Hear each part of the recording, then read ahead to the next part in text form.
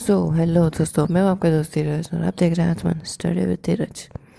कल हमने इस चैप्टर को स्टार्ट कर दिया था जो था magnetic effects due to electric current. Due to नहीं है, ऑफ है वैसे, बट ड्यू टू ही है। कल हमने पढ़ा था हैंस क्रिश्चियन ऑयस्टेड के कुछ उनका इंट्रोडक्शन पढ़ा था और चैप्टर का इंट्रोडक्शन पढ़ा था। साथ ही हमने ये भी पढ़ा था कि मैग्नेटिक फील्ड्स किन लाइंस में फॉर्म होती हैं। ठीक है, बट ये तो हो गई कल की बात। आज हम क्या पढ़ने वाले हैं?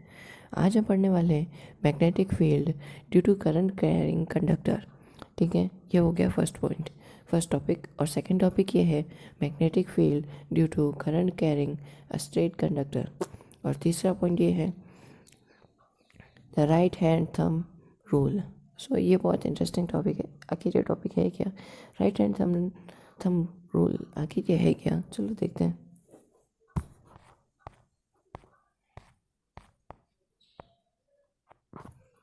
Magnetic field due to current carrying conductor. इसमें एक एक्टिविटी है, वो अपन को पढ़नी पड़ेगी इस कॉन्सेप्ट को समझने के लिए। We have seen that electric current through a metallic conductor produce a metallic field. ये अपन को पता है कि जब हम करंट को एक मेटेलिक कंडक्टर से पास आउट करते हैं तो वो एक मैग्नेटिक फील्ड बना देता है around it. In order to find the direction of the field, तो उस फील्ड की कुछ डायरेक्शन होती है, तो वो डायरेक्शन फाइंड करने के लिए हमको इस एक्टिविटी को बार बार रिपीट करना पड़ेगा।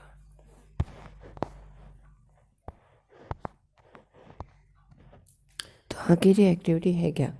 ये है एक्टिविटी 13.4। एक्टिविटीज़ को पढ़ना इसलिए इम्पोर्टेंट है क्योंकि एग्ज़ाम में आ सकता है। मतलब एग्ज़ाम में तो नहीं आ सकता, बट ये प्रैक्टिकल्स में आ सकता है। और ऐसा भी आ सकता है कि explain the activity in which we find the direction of the magnetic field. ऐसा भी ये आ सकता है।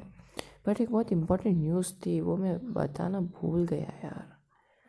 बहुत ज़्यादा इम्पोर्टेंट थी, 10 CBSE के लिए थी। छोड़ो, मेरे को याद आएगी तो मैं बताऊँगा। Take a long straight copper wire 2 or 3 cells of 1.5 volt each and a plug key। ठीक है, connect all of them in a series as shown in figure 13.5। क्या है भाई 13.5? एक मिनट, न्यूज़ बहुत ज़्यादा इंपॉर्टेंट है, मैं देख के बताता हूँ, एक सेकेंड। यस, वो बड़ी न्यूज़ ये है कि CBSE ने एग्ज़ाम पैटर्न चेंज कर दिया। तो एग्ज़ाम के अंदर 50% जो भी जितना भी कोर्स है, जितना भी आएगा वो सारे होंगे 1 मार्क्स क्वेश्चन। देखो, 1 मार्क्स में आप MCQ मत समझ लेना। 1 मार्क्स क्वेश्चन मतलब ऐसे क्वेश्चन जो हमारे लिए कोई मायने नहीं रखते, फिर भी इतने हार्ड होते हैं कि जिनका अपन आंसर बहुत मुश्किल से और बहुत सोच समझ के देना पड़ता है। क्योंकि एक चुटकी मार्क्स की थी कीमत, तुम क्या जानो राम बाबू। क्योंकि देखो, आखिर बूंद बूंद से साकर बनता है और मार्क्स मार्क्स से परसेंटेज बनती है। देखो, मतलब मार्क्स पे इस पर बहुत ध्यान दिया हुआ है। और CBSE ने ये पैटर्न इसलिए चेंज किया है ताकि ताकि इससे हमारी मेंटल एबिलिटी और हायर थिंकिंग और लॉजिकल एम्पावरमेंट हमारी इंक्रीज़ हो। और बाकी का जो 30 और 20% है वो लॉन्ग आंसर और शॉर्ट आंसर्स होगा। और वो बेस्ड करता है कि पेपर किस टाइप का, किस सब्जेक्ट का होगा। ओके, अब एक्टिविटी पे आ जाते हैं। ठीक है, तो हमने मटेरियल सारा ले लिया है। अब place a straight wire with parallel to and over a compass needle. ठीक है, ये एक स्ट्रेट वायर हो गया। ठीक है भाई, अब plug the key in the circuit. ठीक है, अब observe the direction of the deflection of the north pole of the needle.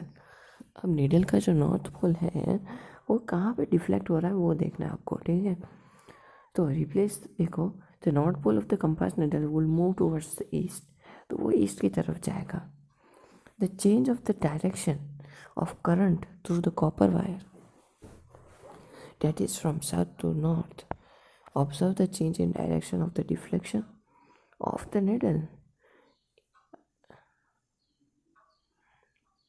देखो, मैं समझाता हूँ।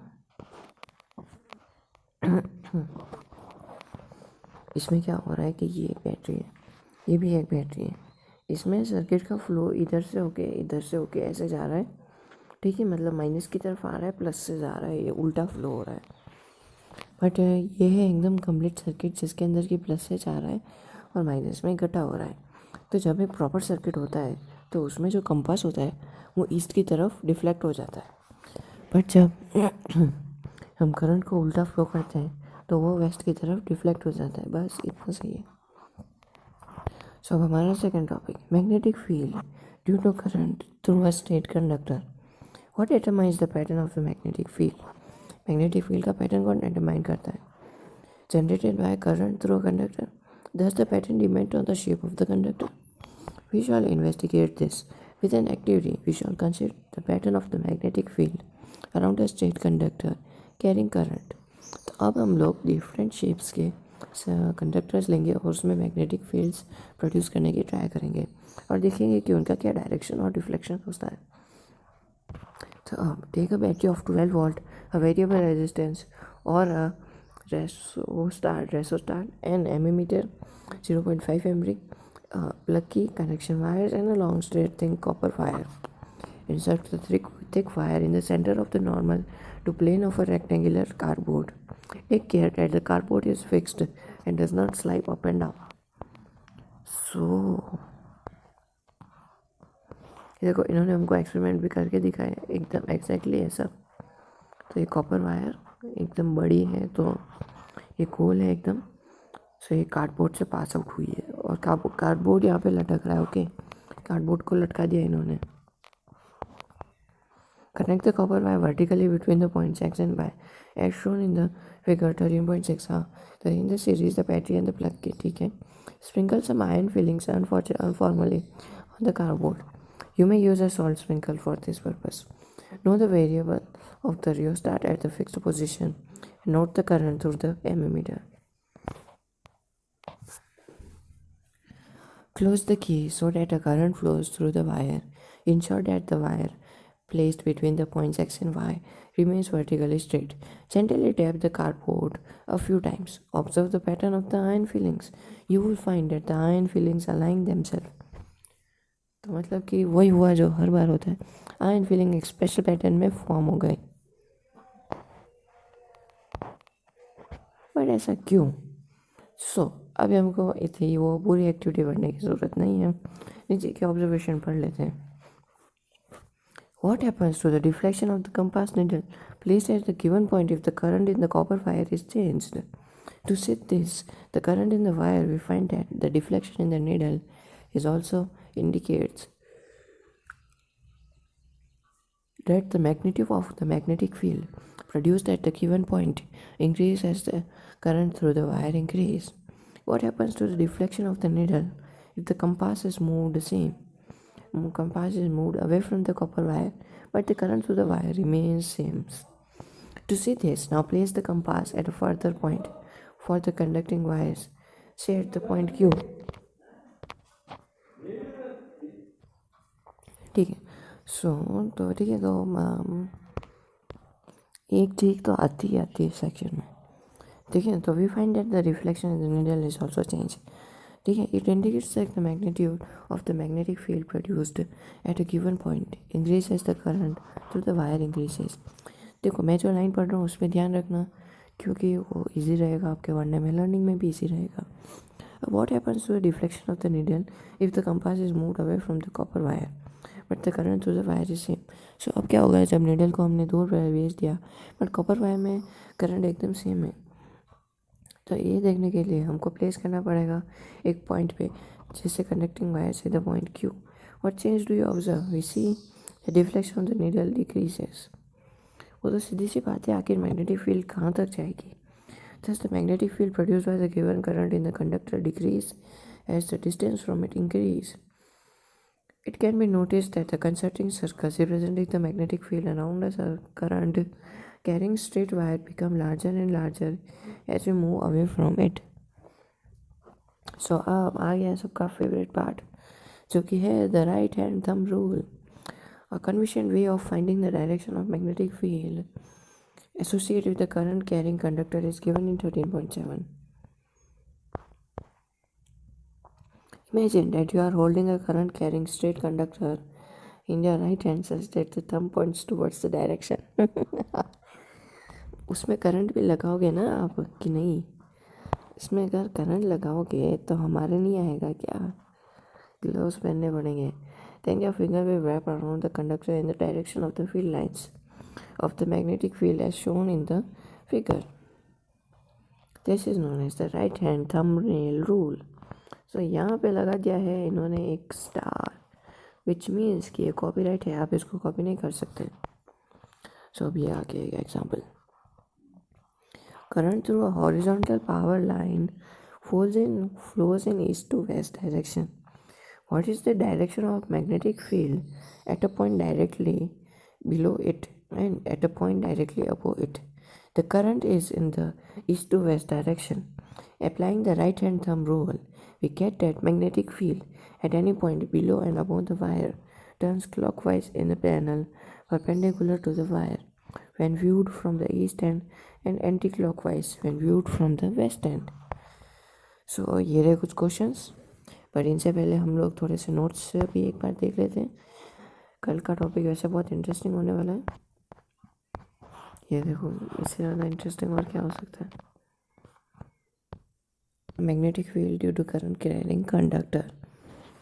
सो ये सब कुछ तो अपन ने पढ़ लिया, सिर्फ हम लोग को ये रीड करना है. The electric circuit in which a copper is placed parallel to a compass needle shows the deflection in the needle get reversed when the direction of the current reversed. Hence electricity and magnetism are related to each other. ठीक है. अब right hand thumbnail rule क्या है? Thumbnail नहीं है, sorry यार, मैं बार बार मुँह से थंबनेल ही निकल रहा है. Thumb rule. It is the conventional way of finding the direction of magnetic field associated with the current carrying towards. Hold the straight wire carrying current in your right hand such that the thumb points towards the direction of the current. Then your finger folded around the conductor. देखो मैं दिखाता हूँ. मतलब कि जैसे कि ये conductor wire है, इसमें इस साइड करंट फ्लो हो रहा है. ठीक है. आप लेके आ गए आपका हाँ राइट हैंड. सो इसमें क्या है कि ये जो थंब है ना, ये इस साइड रहेगा. फिर आपके फिंगर्स ने इसको रैप कर दिया. इट मीन्स कि फ्लो इस डायरेक्शन से इस डायरेक्शन में होगा, जैसा कि इसमें हो रहा है. फ्लो उधर जा रहा है, हैंड के लिए अंगूठा उधर रखा, तो इसने इसको रैप कर दिया, तो ये रैप इस डायरेक्शन में करेगा, इस ऐसे वाले में. सो ये फ्लो भी इसी डायरेक्शन में हो रहा है. This rule is also called Maxwell corkscrew rule. Maxwell corkscrew rule याद रखना. सो अब solution 2 and 3. So first question में क्या करना है हमको? एक मैग्नेटिक फील्ड बनानी है एक बार मैग्नेट के आसपास. The magnetic field lines of the bar magnet emerge from the north pole and terminate at the south pole. Inside the magnet, the field lines emerge from the south pole and terminates at the north pole. So ये रहा इसका figure. अब question number 2. List the properties of magnetic lines of force. So magnetic lines क्या होती है force की? देखो सबसे फर्स्ट तो ये है कि मैग्नेटिक फायर लाइन्स होती है वो इमर्ज होती है नॉर्थ पोल से और they emerge at the south pole. ठीक है. सेकेंड पॉइंट ये है, थर्ड पॉइंट ये है कि डायरेक्शन जो है फील्ड लाइन्स का inside the magnet is from the south pole to the north pole. और मैग्नेटिक लाइन्स इंटरसेक्ट नहीं करती एक दूसरे के साथ. Question number 3. Why don't two magnetic lines of force intersect which other? देखो दो फील्ड लाइन जो है मैग्नेट के इंटरसेक्ट नहीं करती एक दूसरे के साथ, क्योंकि जो कंपास नीडल है वो अलग डायरेक्शन डिफरेंट डायरेक्शन का है.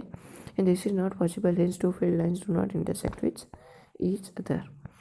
सो आज की क्लास हो चुकी है ख़त्म. प्लीज़ चले जाते लाइक और सब्सक्राइब कर दो. और लेटेस्ट अपडेट्स के लिए CBSE अपडेट्स के लिए टेलीग्राम ग्रुप को ज्वाइन कर लो, ताकि आपको CBSE के लेटेस्ट अपडेट मिले इसलिए. So thank you. Please like और सब्सक्राइब कर दो.